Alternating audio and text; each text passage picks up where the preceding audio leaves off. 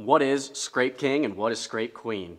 So a lot of you guys have been asking, and we're trying to help educate the best we possibly can on this hidden gem in the hunting world and glandular scents. So again, guys, all of our scents are very pure, and they're not scent based, or they're not urine based, they're not synthetic, they're pure whitetail glands. And with the scrape king and scrape queen, we've specifically picked out a pre-orbital gland. And the reason we picked out the pre-orbital gland is, one, because all their glands are being used year round. It's just a matter of how much and what time of year it is and how often and what they're trying to say with that. But the pre-orbital gland, an interesting fact with it is the only gland that they can actually is muscularly used. So they can control opening it up, closing it, and how much scent they're putting out. Where they're using it though is in scrapes particularly.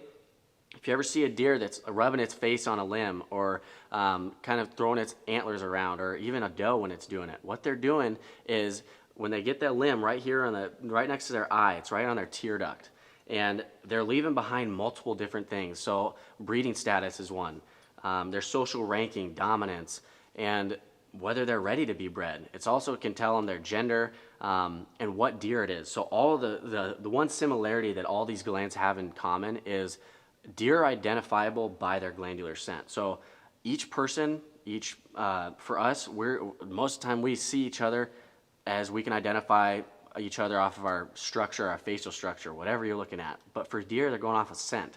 Each one of these scents, they all have their own scent that goes into each gland. So with the pre-orbital, we wanted to be able to use the scrape king to be able to introduce a completely new buck to intrigue whether it's dominant bucks in the area or get bucks to come by. And sometimes it'll even get does to come by, seeing what new buck is in the area. And with the scrape queen, we wanted to be able to separate that and put a doe pre-orbital in there, because does will make scrapes too.